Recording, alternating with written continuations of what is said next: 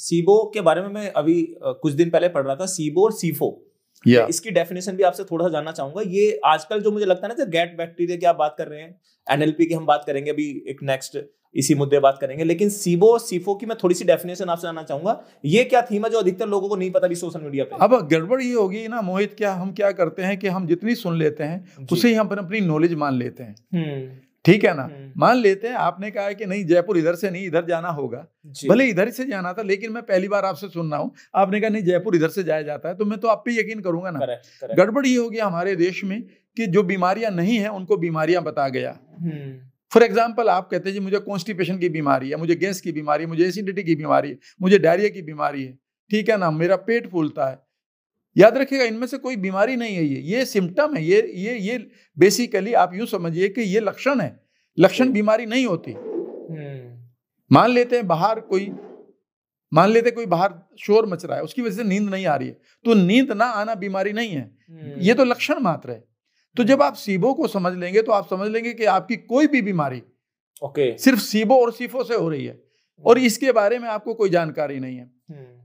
इससे जो पहली बीमारी दिखाई देती है छोटी सी, वो कॉन्स्टिपेशन या गैस दिखाई देती है। सीबो का मतलब ये है मोहित के किसी वजह से आपने अपने गुड बैक्टीरिया को खराब कर लिया है। या तो उनको आपने भूखा मार दिया है, या फिर आपने उनकी पॉपुलेशन को नहीं बढ़ाया। वो 100 ट्रिलियन होने चाहिए और वो करीब करीब 10,000 तरह की प्रजातियां होती हैं उनकी घटकर प्रजाति 1600-1700 रह गई है नई रिपोर्ट के अनुसार। यानी कि वो ऑलरेडी एक तरह से कहिए कि मरने के कगार पर हैं। उनके बगैर हम जी नहीं सकते। सीबो का मतलब है कि जब आपके गुड बैक्टीरिया की पॉपुलेशन 80% से कम हो जाए और बैड बैक्टीरिया की पॉपुलेशन परसेंटेज में 20 से ज्यादा बढ़ जाए, तो ऐसे में बैड बैक्टीरिया गुड बैक्टीरिया को हराकर अपनी जगह छोड़कर बड़ी आंत से ट्रेवल करते हुए छोटी आंत में पेट तक आ जाते हैं। और ये दूरी 30 फीट के बराबर है। ना दिखाई देने वाले बैक्टीरिया 30 फीट ट्रेवल करते हैं, जो 3 मंजिला इमारत के बराबर होती है, और वो अपनी कॉलोनी को वहां बसाते हैं जहां उनकी जगह नहीं थी। वो है आपकी छोटी आंत।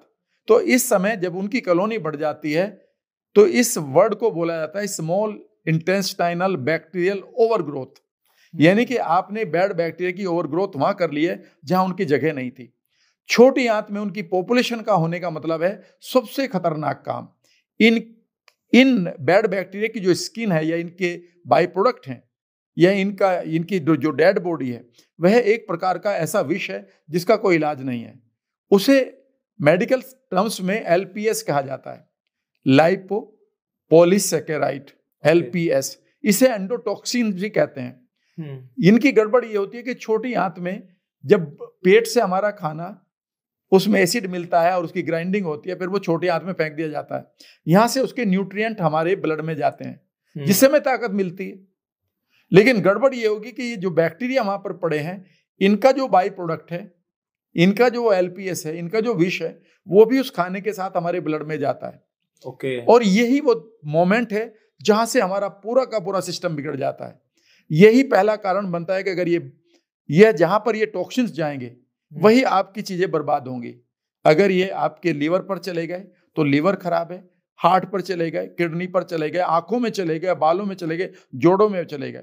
इससे भी ज्यादा नुकसान ये होता है कि जितनी भी हमारी स्किन डिजीज है इमीडिएटली शुरू हो जाती है, इचिंग हो जाती है, क्योंकि अब ये ब्लड में पहुंच चुके हैं। लेकिन इससे भी पहली गड़बड़ ये हो जाती है जो मैं बताना चाह रहा हूं कि जैसे ही ये बैड बैक्टीरिया का जो विष है हमारे ब्लड में जाना शुरू करता है, तो यहाँ पर जो पॉपुलेशन है हमारे इम्यून सिस्टम की जी, वो एकदम से कहती है ये कौन आ गए, और वो ओवर रिएक्ट कर जाती है। इसे हम एलर्जी कहते हैं। और ओवर रिएक्शन में कई बार वो हमारे ही अंगों को मारने लगती है। अगर वो बालों की जड़ों को मार दे हमारी इम्यूनिटी, इसे हम एलोपीसिया कहते हैं, ऑटो इम्यून डिसऑर्डर। अच्छा, अगर वो एलोपीसिया का भी यही कारण है। अगर वो थायराइड को मारने लगे, मान लेते हैं ओवर रिएक्ट हो गई, थायराइड को मारने लगे तो इसे हम थायराइड कहते हैं। अगर वो स्किन को मारने लगे तो सोराइसिस कहते हैं। अगर वो हमारे जोड़ों को मारने लगे या हमारे जॉइंट टिश्यूज को मारने लगे तो इसको रूमेटाइड आर्थराइटिस कहते हैं जी। लेकिन कभी आपने ये नहीं सोचा कि सिर्फ बीमारी के लक्षण के बाद आप काम करते हैं कि जी मुझे रूमेटाइड आर्थराइटिस हो गई, पर कभी आपने सोचा है कि रूमेटाइड आर्थराइटिस क्यों है? क्योंकि आपका इम्यून सिस्टम इस समय ओवर रिएक्ट कर रहा है। और वो ओवर रिएक्ट क्यों कर रहा है? क्योंकि आपके पास दो ही चीजें और रिएक्ट करने की, या तो आपका गट खराब हो चुका है या आपका माइंड खराब हो चुका है। माइंड और गट दोनों आपस में जुड़े हुए हैं। अगर जो गट में चल रही है चीजें वह एकदम आपके माइंड को बदल देगा, और अगर माइंड में तनाव है तो वो आपके गट को बदल देगा, क्योंकि आपका गट हमेशा आपके माइंड को मिरर करता है और आपका माइंड आपके गट को मिरर करता है।